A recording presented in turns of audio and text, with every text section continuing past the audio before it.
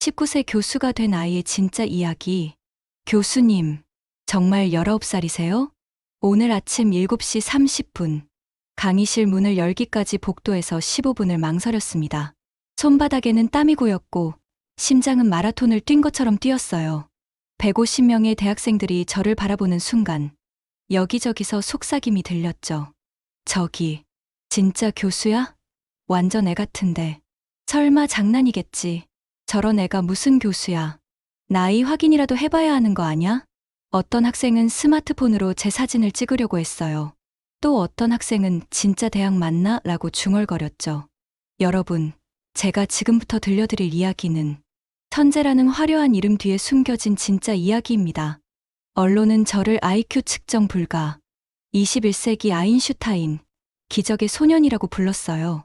하지만 정말 중요한 건 IQ가 아니었습니다. 제가 10살에 대학에 입학했을 때 사람들은 묻더군요. 어떻게 그렇게 똑똑해질 수 있었나요? 하지만 저는 늘 이렇게 답했어요.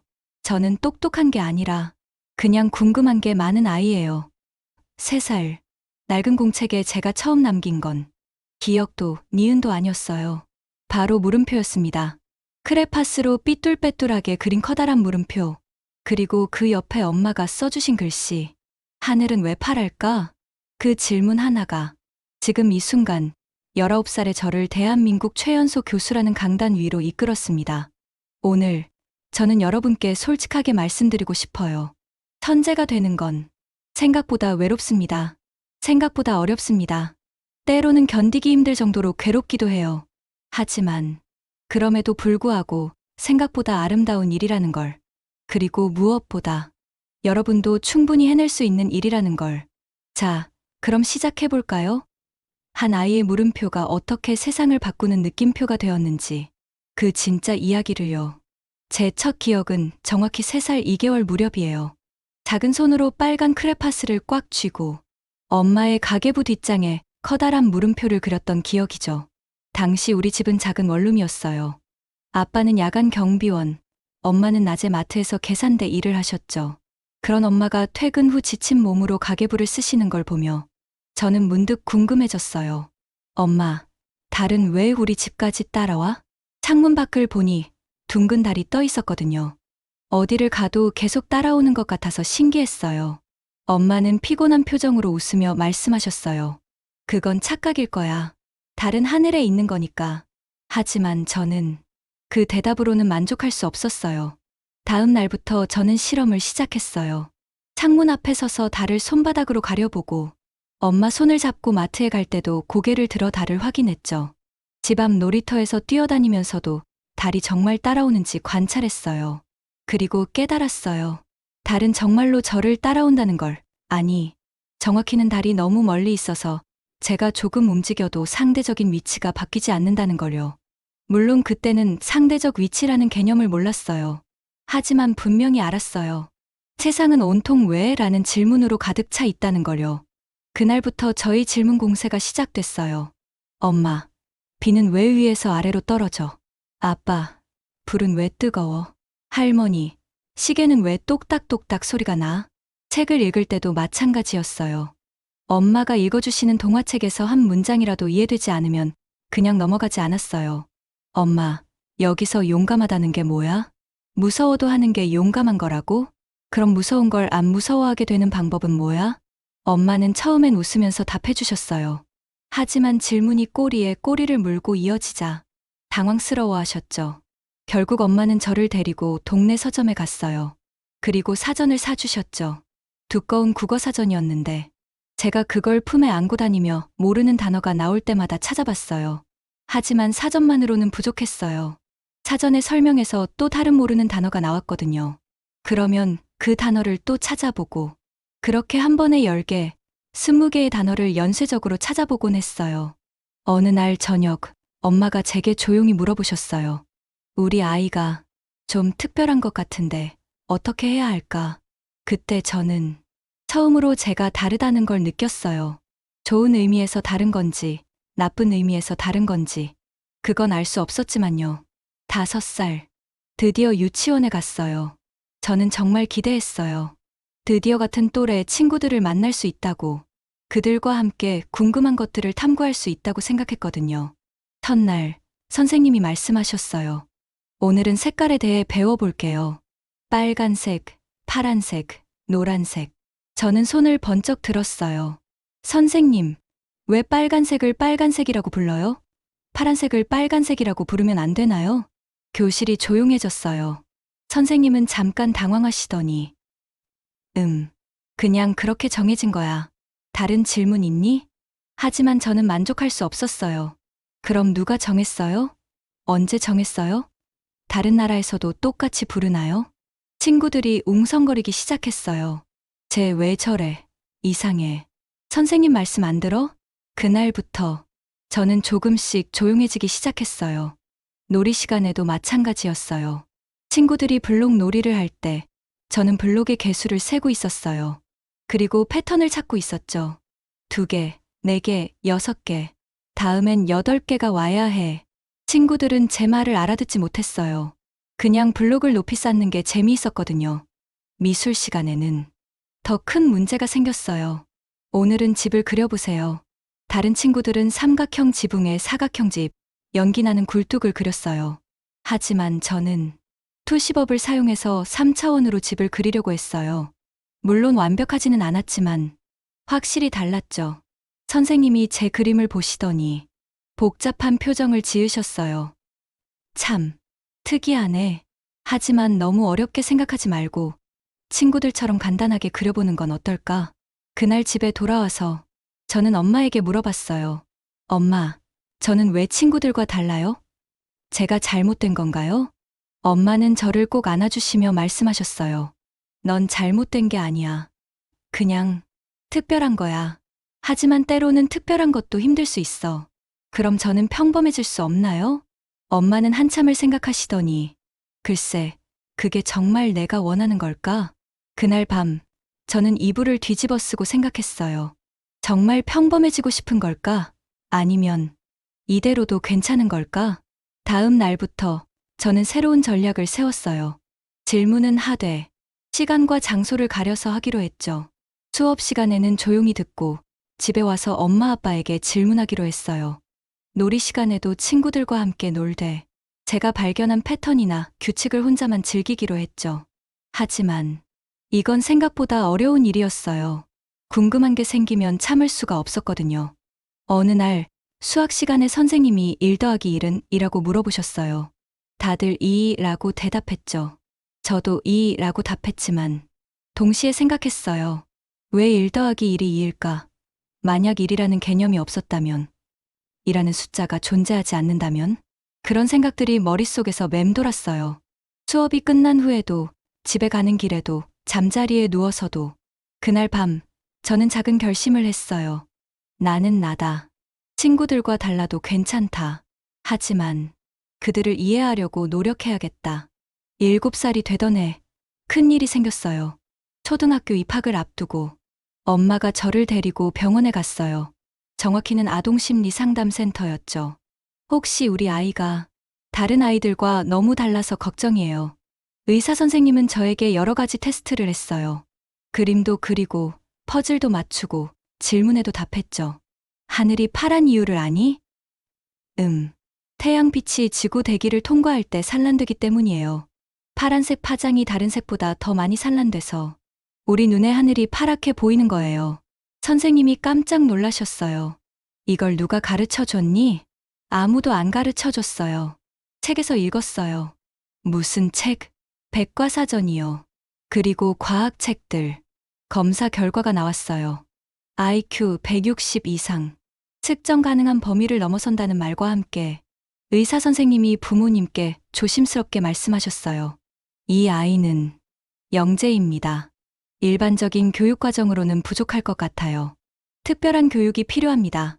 그날 밤, 집에서 부모님이 진지한 대화를 나누시는 소리가 들렸어요. 아빠 영재교육원에 보내야 할까? 엄마, 돈도 많이 들 텐데. 그리고 아이가 더 외로워질까봐.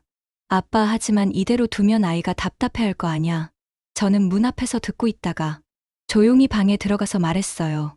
엄마, 아빠, 저는 어디를 가든 괜찮아요. 그냥 궁금한 것들을 마음껏 물어볼 수 있는 곳이었으면 좋겠어요. 결국 부모님은 영재교육원에 저를 보내주셨어요. 첫날 영재교육원에 갔을 때 저는 정말 신났어요. 드디어 저처럼 궁금한 게 많은 친구들을 만날 수 있다고 생각했거든요. 그런데, 야, 너 IQ 얼마야? 나는 170이야. 너는? 160. 그럼 나보다 낫네. 아이들이 IQ로 서열을 만들고 있었어요. 마치 키나 몸무게를 비교하듯이. 저는 당황했어요. 저한테 중요한 건 IQ가 아니었거든요. 그냥 궁금한 것들을 함께 탐구할 친구들이었는데, 첫 수업은 수학이었어요. 선생님이 미분의 기초를 가르쳐 주셨죠. 다른 아이들은 열심히 공식을 외우고 있었어요. 하지만 저는 손을 들었어요. 선생님, 미분이 뭔지는 알겠는데 왜 이걸 배워야 해요? 실제 생활에서 언제 써요? 다른 아이들이 저를 이상하게 쳐다봤어요. 그냥 배우면 되는 거 아냐? 왜 자꾸 물어봐? 그날 저는 깨달았어요. 영재라고 불리는 아이들도 결국 똑같다는 걸. 아니, 어떤 면에서는 더 경쟁적이고 차가웠어요. 집에 돌아와서 엄마에게 말했어요. 엄마, 저는 그냥 혼자 공부해도 될 것 같아요. 엄마가 놀라셨어요. 왜? 무슨 일 있었니? 아니에요. 그냥 저한테는 혼자만의 시간이 더 필요한 것 같아요. 그날부터 저는 새로운 여정을 시작했어요. 학교는 다니되 진짜 공부는 집에서 혼자 하기로 했죠. 도서관이 제 새로운 놀이터가 되었어요. 8살, 저에게 도서관은 마법의 성이었어요. 매일 오후 3시 학교가 끝나면 곧바로 동네 도서관으로 달려갔어요. 사서 아주머니는 저를 보면 웃으시며 말씀하셨죠. 우리 꼬마 박사님이 또 왔네. 처음에는 아동서 코너에서 시작했어요. 하지만 금세 재미없어졌어요. 너무 쉬웠거든요. 그래서 일반 도서 코너로 넘어갔죠. 물리학, 수학, 철학, 역사. 분야를 가리지 않고 읽어댔어요. 어느 날 아인슈타인의 상대성 이론에 관한 책을 들고 있었어요. 사서 아주머니가 깜짝 놀라시더니 얘야, 이 책은 너무 어려운 거 아니니? 아니에요. 정말 재밌어요. 시간이 늘어나고 줄어든다니. 정말 신기해요. 물론 완전히 이해한 건 아니었어요. 하지만 그 신비로운 개념들이 제 상상력을 자극했죠. 집에 돌아와서는 종이에 그림을 그리며 혼자 설명했어요. 만약에 빛의 속도로 달리는 기차가 있다면, 그 안에서 손전등을 켜면 빛은 얼마나 빨리 갈까? 엄마가 옆에서 보시더니 웃으며 말씀하셨어요. 우리 아이가 진짜 과학자가 될 것 같네. 하지만 저는 과학뿐만 아니라 다른 것들도 좋아했어요. 셰익스피어의 햄릿을 읽으면서 살아야 할까, 죽어야 할까라는 구절에 깊이 빠져들기도 했고, 동양 철학 책을 읽으면서 무의자연이라는 개념에 대해 혼자 고민하기도 했죠. 그런데 가끔은 외로웠어요. 같은 나이 친구들은 만화책이나 게임 이야기를 하는데 저는 혼자 양자역학이나 칸트의 철학에 대해 생각하고 있었거든요. 어느 날 같은 반 친구가 물어봤어요. 너는 맨날 뭐하니? 왜 우리랑 안 놀아? 나는 책 읽는 게 재밌어. 무슨 책? 상대성 이론이라는 건데 친구가 어이없다는 듯이 웃었어요. 뭐 그런 이상한 걸 읽어? 재미없겠다. 그날 밤 저는 엄마에게 물어봤어요. 엄마, 저는 왜 다른 아이들과 다른 걸 좋아해요? 엄마가 제 머리를 쓰다듬으며 말씀하셨어요. 사람마다 좋아하는 게 다른 거야. 내가 좋아하는 게 틀린 건 아니야. 하지만 친구들은 저를 이상하다고 해요. 그럼 너는 어떻게 생각하니? 내가 이상하다고 생각해? 아니요. 저는 그냥 궁금한 게 많아요. 그게 바로 너의 장점이야. 그 대화 이후 저는 더 당당해졌어요. 친구들이 이상하다고 해도 상관없다고 생각하기 시작했죠. 대신 저와 같은 관심사를 가진 사람들을 찾아보기로 했어요. 인터넷이 막 보급되던 시절이었어요. 집에 컴퓨터가 생기면서 저는 새로운 세계를 발견했죠. 온라인 과학 커뮤니티, 철학 토론방. 그곳에서는 나이가 중요하지 않았어요. 중요한 건 생각의 깊이였죠. 처음으로 제 질문에 진지하게 답해주는 어른들을 만났어요. 그들은 제가 8살인지 18살인지 신경 쓰지 않았어요. 그냥 제 생각에 관심을 가져주었죠. 흥미로운 관점이네요. 더 자세히 설명해 보세요. 그렇게 생각하는 이유가 뭔가요? 다른 각도에서 한번 생각해보면 어떨까요? 그때 처음으로 저는 정말로 배운다는 게 뭔지 알았어요. 단순히 지식을 암기하는 게 아니라 생각을 나누고 토론하고 함께 진리를 찾아가는 과정이라는 걸요. 10살이 되던 해봄, 저는 인생에서 가장 큰 결심을 했어요. 그날도 평범한 하루였어요. 학교에서 돌아와 도서관에 갔는데 갑자기 한 가지 생각이 스쳐 지나갔어요. 나는 지금 뭘 하고 있는 거지? 초등학교 4학년 수업은 너무 쉬웠어요. 이미 중학교, 고등학교 과정은 혼자 다 공부했거든요. 심지어 대학교 교양 과정도 상당 부분 이해하고 있었고요. 그런데 저는 여전히 22는? 이라는 질문에 손을 들고 사하라고 대답하고 있었어요. 집에 돌아와서 엄마 아빠에게 말했어요. 엄마, 아빠, 저 대학교에 가고 싶어요. 순간 집안이 조용해졌어요. 아빠, 뭐라고? 엄마 갑자기 왜 그런 소리를? 저는 이미 고등학교 과정도 다 공부했어요. 미적분학도 알고 물리학도 공부했고 철학책도 많이 읽었어요. 지금 학교에서는 정말 아무것도 배우는 게 없어요. 부모님이 당황해 하셨어요. 당연한 반응이었죠. 10살 아이가 갑자기 대학에 가겠다고 하니까요. 엄마, 하지만 넌 아직 어린아이야. 대학생들과 어떻게 어울려? 아빠, 그리고 대학에서 10살을 받아줄까? 현실적으로 불가능해. 엄마, 아빠, 저 정말 심각해요. 지금 이대로 있으면 저는 점점 더 답답해질 거예요. 그날 밤, 부모님이 긴 대화를 나누셨어요. 저는 제 방에서 들을 수 있었죠. 엄마, 아이가 정말 똑똑한 건 맞지만 너무 성급한 거 아닐까? 아빠, 하지만 보통 아이들과는 다르잖아. 전문가들도 특별한 교육이 필요하다고 했고. 엄마, 그래도 대학은 너무 이른 것 같아. 친구들도 없고 사회성은 어떻게 기를 건데? 다음 날 아침, 저는 부모님께 편지를 써드렸어요. 엄마, 아빠께 저는 정말로 대학에 가고 싶어요. 친구들이 없어도 괜찮아요. 지금도 저랑 진짜 친한 친구는 없거든요. 오히려 대학에 가면 저처럼 공부를 좋아하는 사람들을 만날 수 있을 것 같아요. 저를 믿어주세요. 꼭 잘할 수 있어요.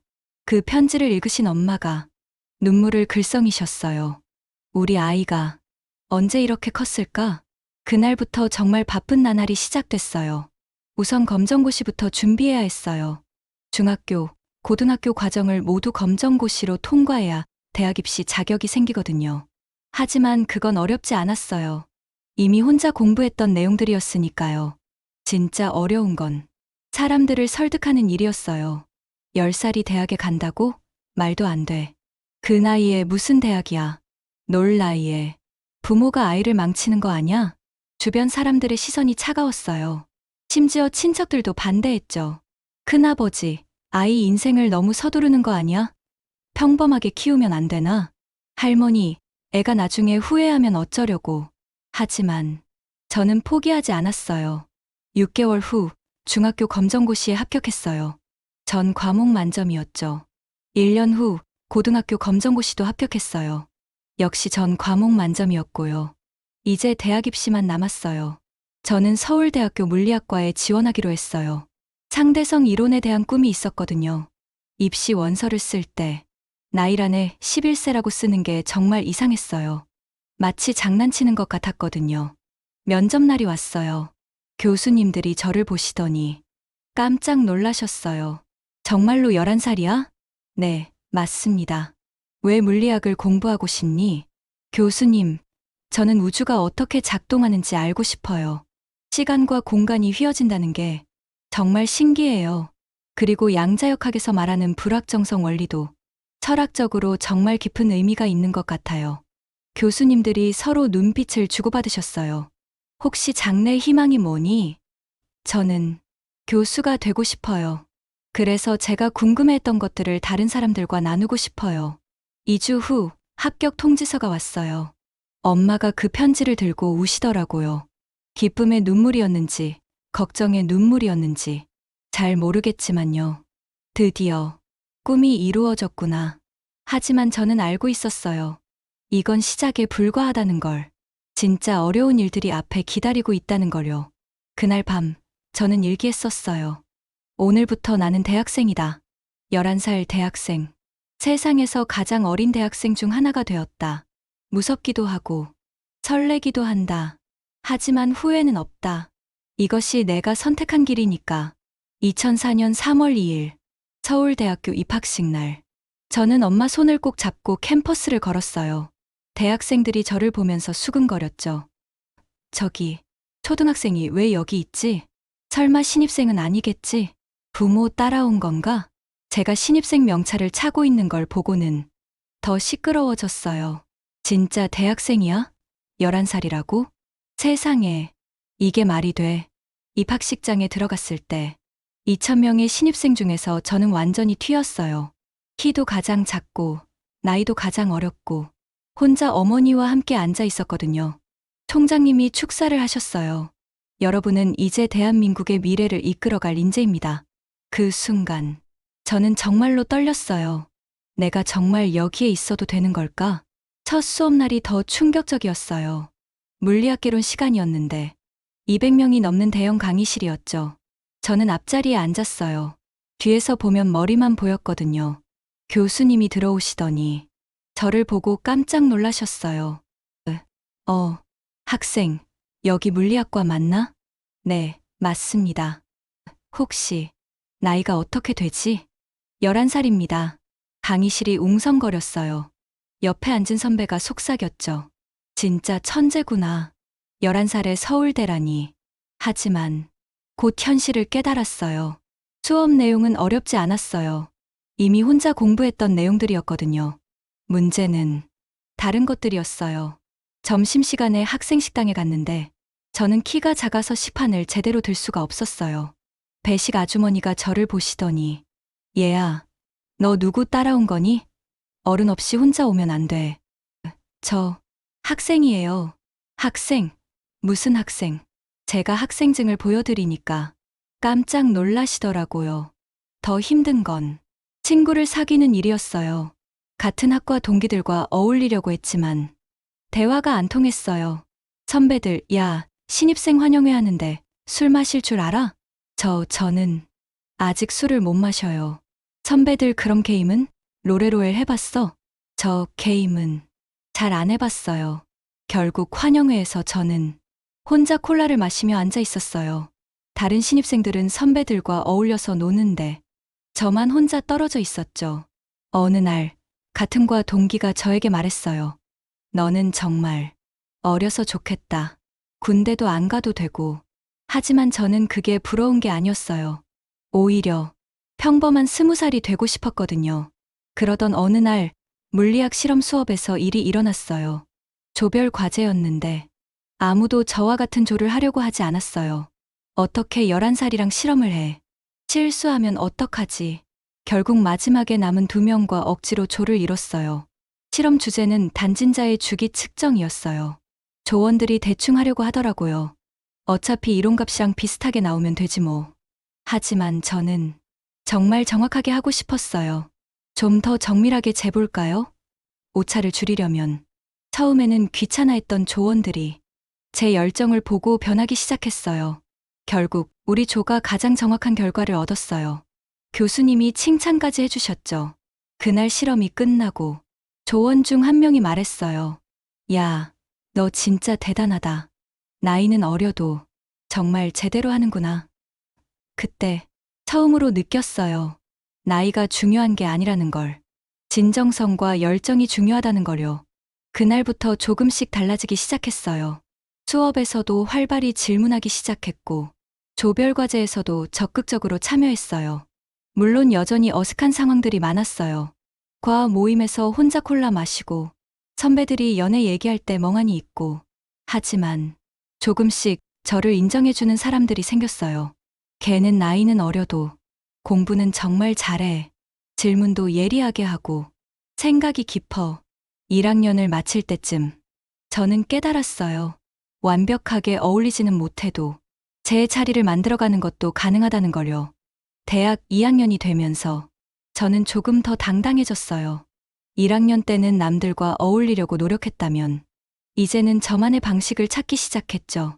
물리학과 수업들이 점점 어려워졌지만 저에게는 오히려 재밌었어요. 고전역학, 전자기학, 양자역학. 어려서부터 꿈꿔왔던 내용들이었거든요. 특히 양자역학 수업에서 교수님이 하이젠베르크의 불확정성 원리를 설명하실 때였어요. 위치와 운동량을 동시에 정확히 측정할 수 없다. 저는 손을 들었어요. 교수님, 그럼 우리가 관측하는 순간 현실이 결정된다는 건가요? 마치 우리의 의식이 물리적 현실에 영향을 미치는 것처럼? 교수님이 잠깐 놀라셨다가 미소를 지으셨어요. 아주 좋은 질문이군. 사실 이건 물리학자들 사이에서도 논란이 되는 부분이야. 코펜하겐 해석과 다세계 해석의 차이점을 한번 찾아보렴. 수업이 끝나고 몇몇 선배들이 저에게 다가왔어요. 야, 너 질문 진짜 잘하네. 나도 그런 생각 해본 적 있는데 감히 교수님한테 물어보지는 못했어. 그때부터 저는 나이가 어리다는 걸 핸디캡이 아니라 장점으로 생각하기 시작했어요. 다른 학생들은 이상한 질문하면 어떡하지라고 걱정하지만 저는 어차피 어린애라고 생각하니까 뭘 물어봐도 괜찮겠지라고 생각했거든요. 그래서 더 과감하게 질문했어요. 더 자유롭게 상상했고요. 어느 날 상대성 이론 수업에서 교수님이 말씀하셨어요. 시간 팽창 현상을 이해하기 어려워하는 학생들이 많은데 저는 또 손을 들었어요. 교수님, 시간이 상대적이라면 절대적인 지금이라는 시점은 존재하지 않는 건가요? 그럼 우리가 현재라고 부르는 이 순간도 사실은 착각인 건가요? 교수님이 깊게 생각하시더니 이건 물리학을 넘어서 철학의 영역이기도 하네. 시간의 본질에 대한 질문이야. 베르그송과 아인슈타인의 논쟁도 찾아보면 좋을 거야. 그날부터 저는 물리학뿐만 아니라 철학도 깊이 파기 시작했어요. 도서관에서 시간을 보내는 일이 더 많아졌죠. 하지만 이번에는 외롭지 않았어요. 정말 하고 싶은 공부를 하고 있었거든요. 어느 날 도서관에서 양자역학과 의식에 관한 책을 읽고 있는데 같은 과 선배가 옆에 앉더라고요. 너 맨날 도서관에 있네. 뭐 그렇게 열심히 공부해. 재밌어서요. 물리학이랑 철학이 만나는 지점이 정말 신기해요. 예를 들면 양자역학에서 관측자 효과 있잖아요. 우리가 보는 순간 현실이 결정된다는, 이게 데카르트의 나는 생각한다, 고로 존재한다와 연결되는 것 같아요. 의식이 현실을 만드는 건지. 선배가 깜짝 놀라더라고요. 와, 나는 그냥 공식 외우기도 바쁜데 너는 벌써 그런 것까지 생각하고 있구나. 3학년이 되면서 제가 조금 특별한 존재라는 걸 스스로 인정하게 됐어요. 나쁜 의미가 아니라 좋은 의미에서요. 연구실에 들어가게 됐는데 지도 교수님이 저에게 말씀하셨어요. 너는 정말 독특한 학생이야. 나이는 어리지만 질문의 질이 다르다. 단순히 지식을 얻으려는 게 아니라 본질을 이해하려고 하는 것 같아. 감사합니다, 교수님. 혹시 대학원 진학할 생각 있니? 아니면 더 나아가서 박사까지? 네, 생각해봤어요. 연구를 계속하고 싶어요. 그럼 해외로 나갈 준비도 해봐. 너 같은 인재는 더 넓은 세상에서 공부해야 해. 그날 밤, 저는 새로운 꿈을 꾸기 시작했어요. 단순히 물리학자가 되는 게 아니라 세상에서 인정받는 연구자가 되는 것, 그리고 언젠가는 후배들을 가르치는 교수가 되는 것. 4학년 때 저는 첫 번째 논문을 썼어요. 양자역학적 측정과 의식의 역할에 대한 철학적 고찰. 물론 학부생 수준의 논문이었지만 교수님들이 놀라셨어요. 이 나이에 이런 깊이의 사고를 할 수 있다니. 그 논문이 학회지에 실렸을 때 저는 정말로 벅찼어요. 제 이름이 활자로 박힌 걸 보는 순간, 아, 나는 정말로 연구자구나라는 확신이 들었어요. 졸업식 날 부모님이 오셨어요. 엄마가 우시면서 말씀하셨어요. 우리 아이가 정말 해냈구나. 15살에 대학을 졸업하다니. 저는 그때 깨달았어요. 이 모든 여정이 저 혼자만의 것이 아니었다는 걸. 저를 믿어주고 지켜봐준 모든 분들 덕분이었다는 걸요. 하지만 이건 정말로 시작에 불과했어요. 진짜 꿈은 이제부터였거든요. 15살에 대학을 졸업한 후 저는 곧바로 대학원에 진학했어요. 석사 과정에서는 이론 물리학을 더 깊이 파고들었죠. 특히 끈 이론 스트링 티어리에 빠져들었어요.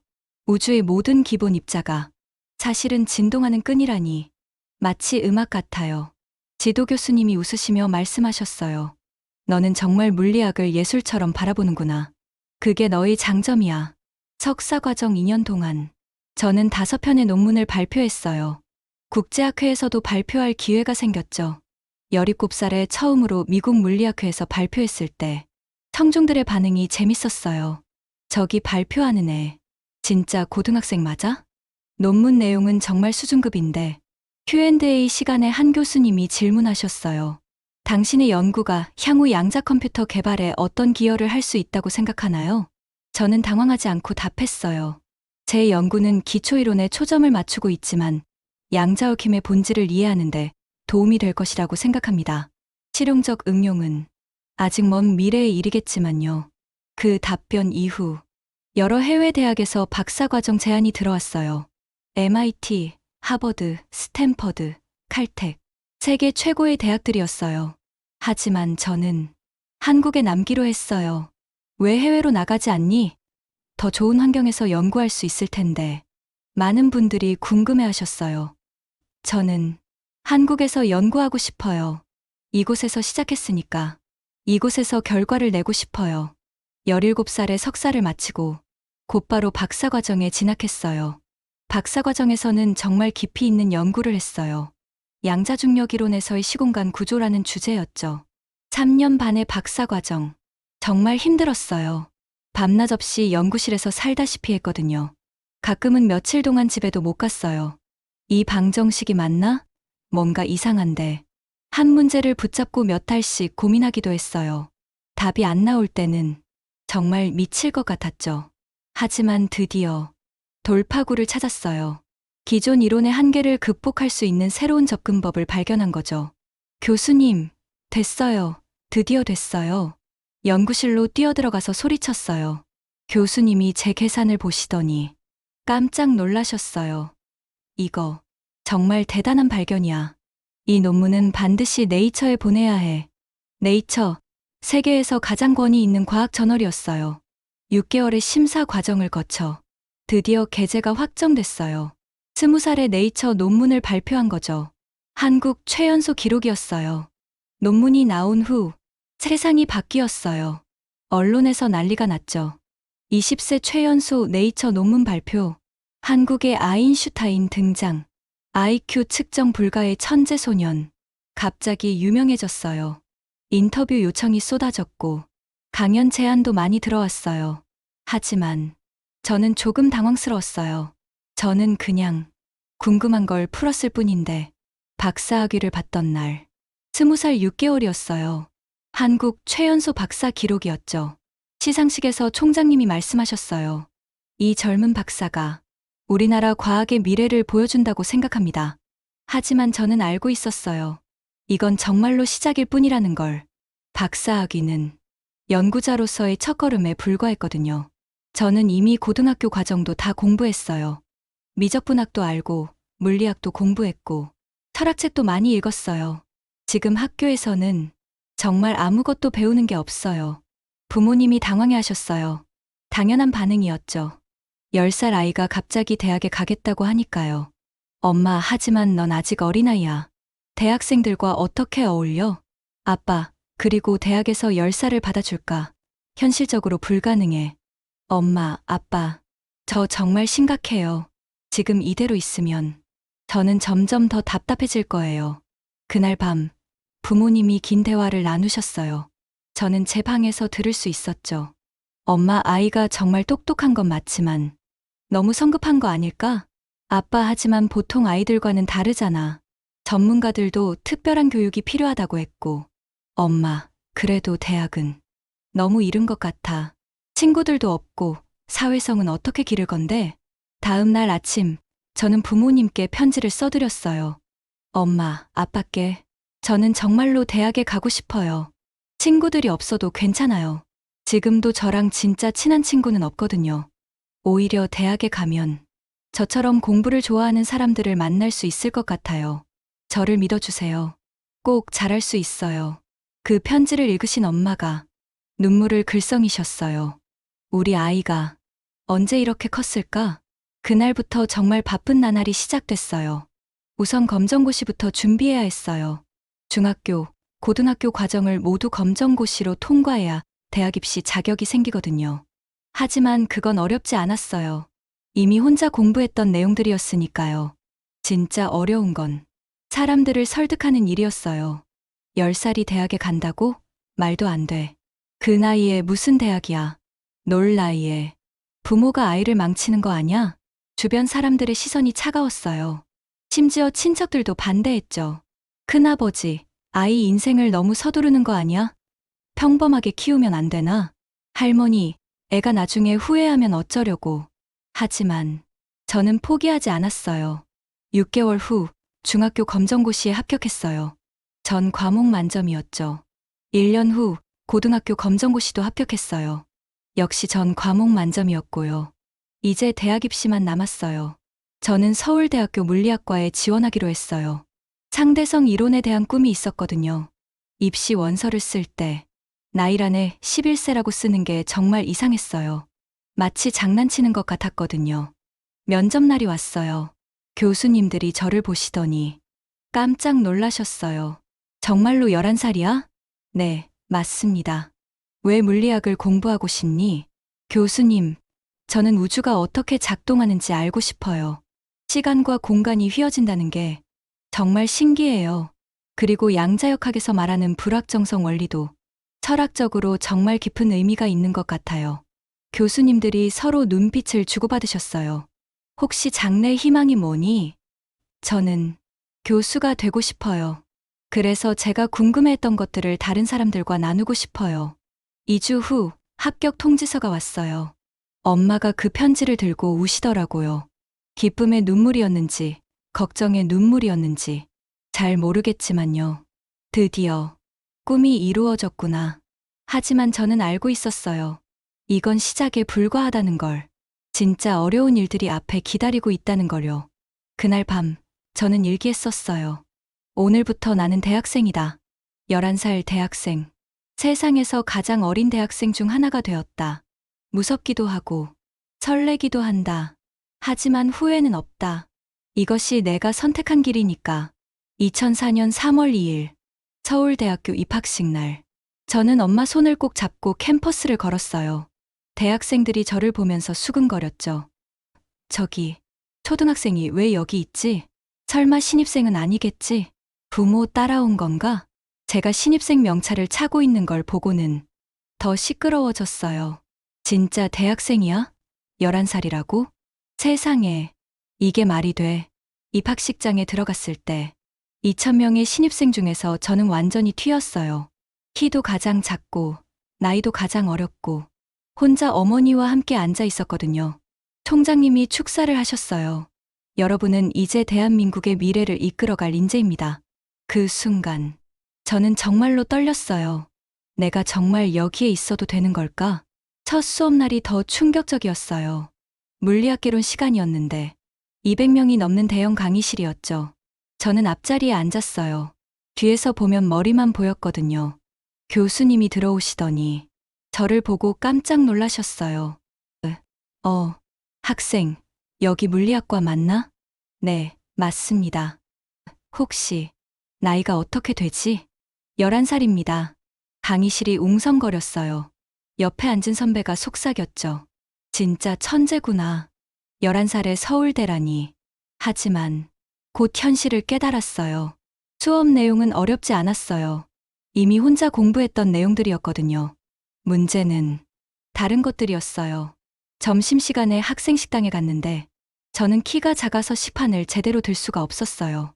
배식 아주머니가 저를 보시더니 얘야, 너 누구 따라온 거니? 어른 없이 혼자 오면 안 돼.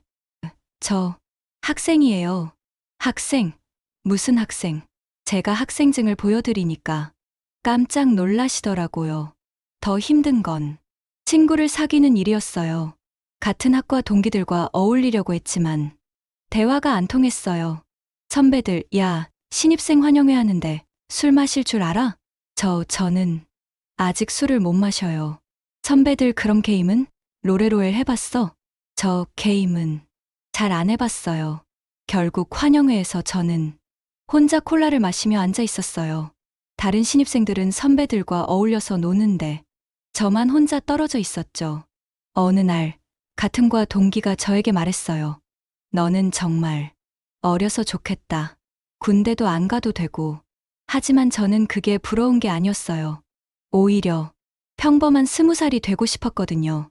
그러던 어느 날 물리학 실험 수업에서 일이 일어났어요. 조별 과제였는데 아무도 저와 같은 조를 하려고 하지 않았어요. 어떻게 11살이랑 실험을 해? 실수하면 어떡하지? 결국 마지막에 남은 2명과 억지로 조를 이뤘어요. 실험 주제는 단진자의 주기 측정이었어요. 조원들이 대충 하려고 하더라고요. 어차피 이론값이랑 비슷하게 나오면 되지 뭐. 하지만 저는 정말 정확하게 하고 싶었어요. 좀 더 정밀하게 재볼까요? 오차를 줄이려면. 처음에는 귀찮아했던 조원들이 제 열정을 보고 변하기 시작했어요. 결국 우리 조가 가장 정확한 결과를 얻었어요. 교수님이 칭찬까지 해주셨죠. 그날 실험이 끝나고 조원 중 한 명이 말했어요. 야, 너 진짜 대단하다. 나이는 어려도 정말 제대로 하는구나. 그때 처음으로 느꼈어요. 나이가 중요한 게 아니라는 걸. 진정성과 열정이 중요하다는 걸요. 그날부터 조금씩 달라지기 시작했어요. 수업에서도 활발히 질문하기 시작했고, 조별과제에서도 적극적으로 참여했어요. 물론 여전히 어색한 상황들이 많았어요. 과학 모임에서 혼자 콜라 마시고, 선배들이 연애 얘기할 때 멍하니 있고, 하지만 조금씩 저를 인정해주는 사람들이 생겼어요. 걔는 나이는 어려도 공부는 정말 잘해. 질문도 예리하게 하고 생각이 깊어. 1학년을 마칠 때쯤 저는 깨달았어요. 완벽하게 어울리지는 못해도 제 자리를 만들어가는 것도 가능하다는 걸요. 대학 2학년이 되면서 저는 조금 더 당당해졌어요. 1학년 때는 남들과 어울리려고 노력했다면 이제는 저만의 방식을 찾기 시작했죠. 물리학과 수업들이 점점 어려워졌지만 저에게는 오히려 재밌었어요. 고전역학, 전자기학, 양자역학. 어려서부터 꿈꿔왔던 내용들이었거든요. 특히 양자역학 수업에서 교수님이 하이젠베르크의 불확정성 원리를 설명하실 때였어요. 위치와 운동량을 동시에 정확히 측정할 수 없다. 저는 손을 들었어요. 교수님, 그럼 우리가 관측하는 순간 현실이 결정된다는 건가요? 마치 우리의 의식이 물리적 현실에 영향을 미치는 것처럼? 교수님이 잠깐 놀라셨다가 미소를 지으셨어요.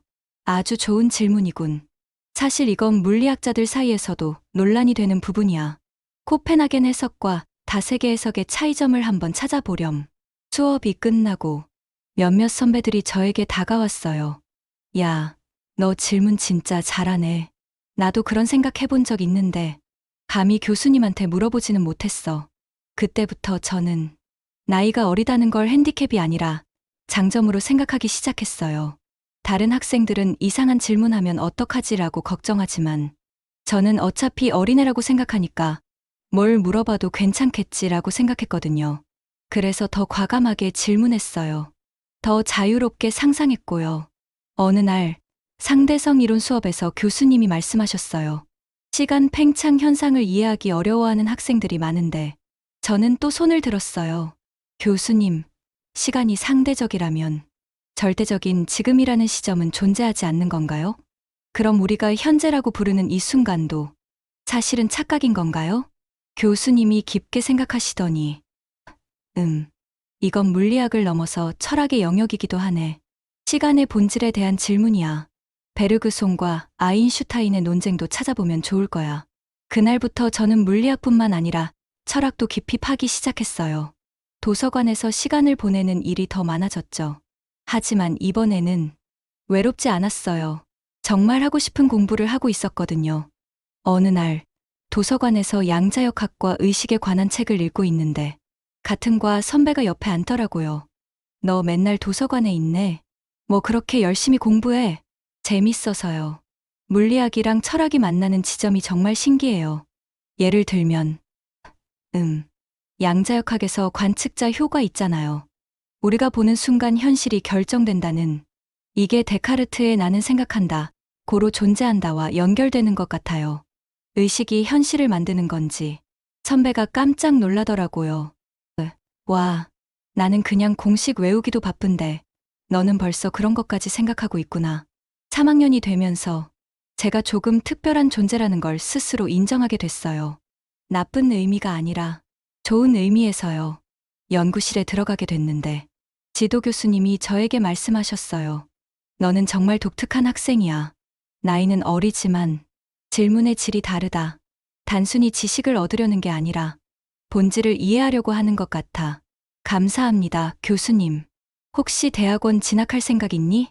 아니면 더 나아가서 박사까지? 네, 생각해봤어요. 연구를 계속하고 싶어요. 그럼 해외로 나갈 준비도 해봐. 너 같은 인재는 더 넓은 세상에서 공부해야 해. 그날 밤, 저는 새로운 꿈을 꾸기 시작했어요. 단순히 물리학자가 되는 게 아니라 세상에서 인정받는 연구자가 되는 것, 그리고 언젠가는 후배들을 가르치는 교수가 되는 것. 4학년 때 저는 첫 번째 논문을 썼어요. 양자역학적 측정과 의식의 역할에 대한 철학적 고찰. 물론 학부생 수준의 논문이었지만 교수님들이 놀라셨어요. 이 나이에 이런 깊이의 사고를 할 수 있다니. 그 논문이 학회지에 실렸을 때 저는 정말로 벅찼어요. 제 이름이 활자로 박힌 걸 보는 순간, 아, 나는 정말로 연구자구나라는 확신이 들었어요. 졸업식 날 부모님이 오셨어요. 엄마가 우시면서 말씀하셨어요. 우리 아이가 정말 해냈구나. 15살에 대학을 졸업하다니. 저는 그때 깨달았어요. 이 모든 여정이 저 혼자만의 것이 아니었다는 걸. 저를 믿어주고 지켜봐준 모든 분들 덕분이었다는 걸요. 하지만 이건 정말로 시작에 불과했어요. 진짜 꿈은 이제부터였거든요. 15살에 대학을 졸업한 후 저는 곧바로 대학원에 진학했어요. 석사 과정에서는 이론 물리학을 더 깊이 파고들었죠. 특히 끈 이론 스트링 티어리에 빠져들었어요. 우주의 모든 기본 입자가 사실은 진동하는 끈이라니. 마치 음악 같아요. 지도 교수님이 웃으시며 말씀하셨어요. 너는 정말 물리학을 예술처럼 바라보는구나. 그게 너의 장점이야. 석사 과정 2년 동안 저는 5편의 논문을 발표했어요. 국제학회에서도 발표할 기회가 생겼죠. 17살에 처음으로 미국 물리학회에서 발표했을 때 청중들의 반응이 재밌었어요. 저기 발표하는 애, 진짜 고등학생 맞아? 논문 내용은 정말 수준급인데 Q&A 시간에 한 교수님이 질문하셨어요. 당신의 연구가 향후 양자 컴퓨터 개발에 어떤 기여를 할 수 있다고 생각하나요? 저는 당황하지 않고 답했어요. 제 연구는 기초이론에 초점을 맞추고 있지만 양자역힘의 본질을 이해하는데 도움이 될 것이라고 생각합니다. 실용적 응용은 아직 먼 미래의 일이겠지만요. 그 답변 이후 여러 해외 대학에서 박사과정 제안이 들어왔어요. MIT, 하버드, 스탠퍼드, 칼텍, 세계 최고의 대학들이었어요. 하지만 저는 한국에 남기로 했어요. 왜 해외로 나가지 않니? 더 좋은 환경에서 연구할 수 있을 텐데. 많은 분들이 궁금해 하셨어요. 저는 한국에서 연구하고 싶어요. 이곳에서 시작했으니까. 이곳에서 결과를 내고 싶어요. 17살에 석사를 마치고 곧바로 박사과정에 진학했어요. 박사과정에서는 정말 깊이 있는 연구를 했어요. 양자중력 이론에서의 시공간 구조라는 주제였죠. 3년 반의 박사과정. 정말 힘들었어요. 밤낮 없이 연구실에서 살다시피 했거든요. 가끔은 며칠 동안 집에도 못 갔어요. 이 방정식이 맞나? 뭔가 이상한데. 한 문제를 붙잡고 몇 달씩 고민하기도 했어요. 답이 안 나올 때는 정말 미칠 것 같았죠. 하지만 드디어 돌파구를 찾았어요. 기존 이론의 한계를 극복할 수 있는 새로운 접근법을 발견한 거죠. 교수님, 됐어요. 드디어 됐어요.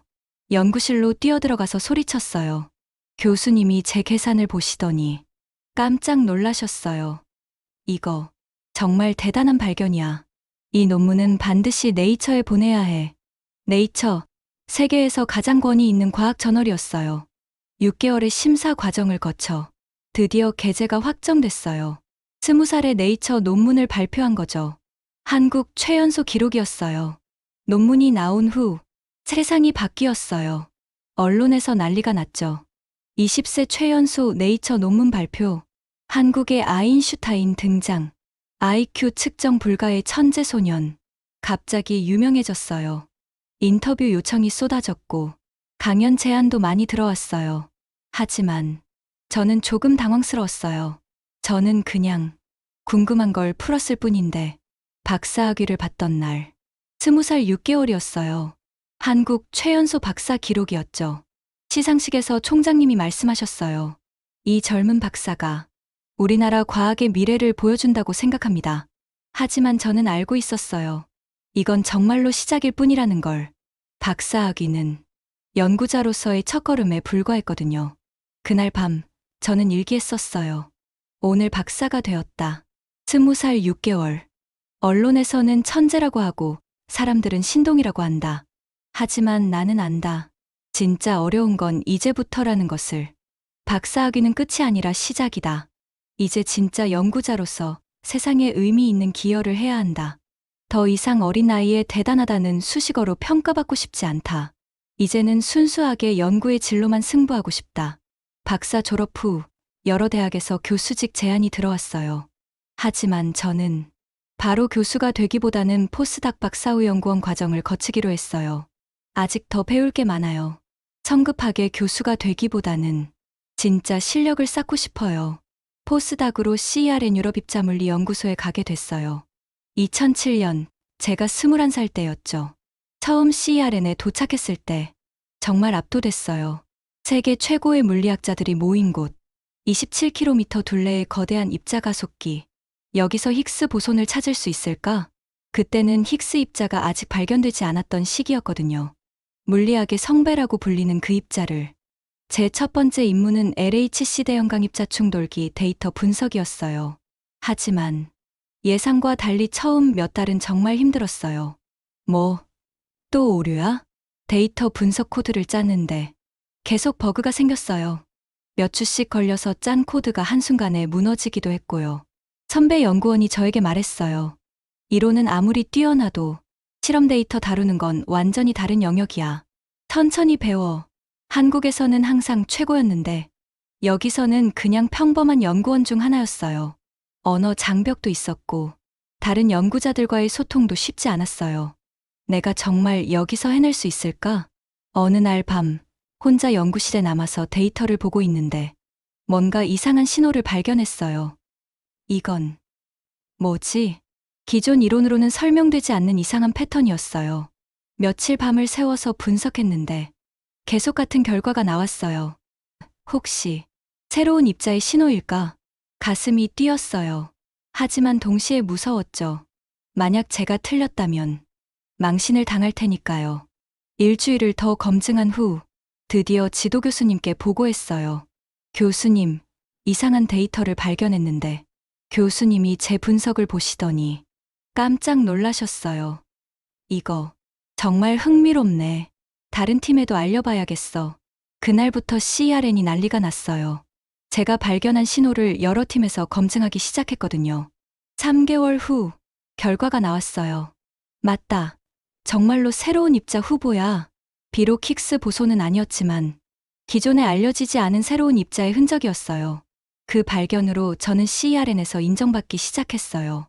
21살에 이런 발견을 하다니. 이론만 아는 줄 알았는데 실험 감각도 뛰어나네. 그 후 2년 동안 CERN에서 정말 많은 것을 배웠어요. 세계 최고의 연구자들과 함께 일하면서 진짜 연구가 무엇인지 깨달았죠. 연구는 혼자 하는 게 아니야. 협력이 핵심이지. 다국적 팀워크, 데이터 공유, 검증 과정. 모든 게 새로웠어요. 그리고 무엇보다 실패를 두려워하지 않는 문화가 인상적이었어요. 실패는 성공의 어머니다. 실패에서 배우는 게 더 많아. 한국에서는 항상 정답을 찾으려고 했는데 여기서는 모르는 것을 인정하고 탐구하는 자세가 중요했어요. 2009년 23살에 한국으로 돌아와서 드디어 교수가 됐어요. 서울대학교 물리학과 조교수. 한국 최연소 교수 기록이었죠. 첫 수업 준비를 하면서 정말 떨렸어요. 내가 정말 학생들을 가르칠 수 있을까? 학생들보다 나이가 별로 많지 않았거든요. 박사과정 학생들 중에는 저보다 나이가 많은 사람들도 있었고요. 첫 수업날 강의실에 들어갔을 때 학생들의 반응이 재밌었어요. 교수님, 정말 23살이세요? 네, 맞습니다. 와, 형님보다 어린데 교수네. 처음에는 어색했지만 곧 수업에 집중했어요. 오늘은 양자역학의 기본 원리에 대해 배워보겠습니다. 제 수업 스타일은 조금 특별했어요. 단순히 공식을 외우게 하는 게 아니라 물리학의 철학적 의미를 같이 탐구했거든요. 여러분, 파동함수가 붕괴한다는 건 정말 물리적 현상일까요? 아니면 우리 지식의 변화일까요? 학생들이 처음에는 당황했어요. 이런 질문에 익숙하지 않았거든요. 하지만 점점 활발한 토론이 시작됐어요. 교수님, 그럼 의식이 물리 현상에 영향을 미친다는 건가요? 좋은 질문이네요. 이건 아직도 물리학자들 사이에서 논란이 되는 부분입니다. 제 수업은 곧 인기가 높아졌어요. 저 교수님 수업 들으면 물리학이 완전히 다르게 보여. 이론만 가르치는 게 아니라 사고하는 방법을 가르쳐줘. 가장 기억에 남는 학생이 있었어요. 김민수라는 학생이었는데 처음에는 물리학을 어려워했어요. 성적도 별로였고요. 교수님, 저는 물리학 재능이 없는 것 같아요. 재능보다는 호기심이 중요해요. 무엇이 궁금한가요? 시간여행이 정말 가능한가요? 저는 웃으면서 대답했어요. 재밌는 질문이네요. 아인슈타인의 상대성 이론을 공부해보면 이론적으로는 가능한 방법들이 있어요. 그날부터 민수가 달라졌어요. 시간여행에 대한 호기심이 상대성 이론에 대한 열정으로 바뀌었거든요. 1년 후, 민수는 학과에서 가장 우수한 학생 중 하나가 됐어요.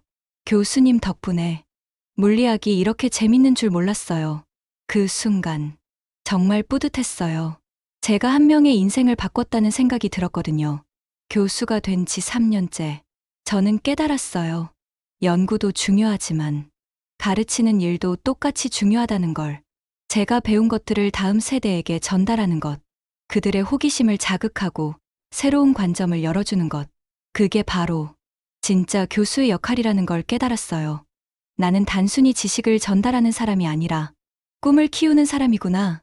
그때부터 제 목표가 바뀌었어요. 세계적인 연구자가 되는 것도 중요하지만 훌륭한 제자들을 기르는 것도 똑같이 중요하다고 생각했어요. 교수가 된 지 5년이 지났을 때 저는 28살이었어요. 그때까지 쌓아온 성과들을 돌아보면 객관적으로는 정말 대단했죠.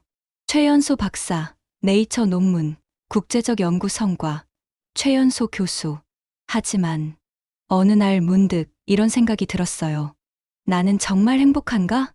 성취는 많았지만 뭔가 빈 공간이 있는 것 같았어요.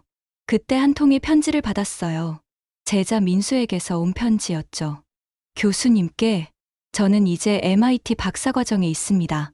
교수님이 가르쳐 주신 호기심을 잃지 말라는 말을 항상 기억하고 있어요.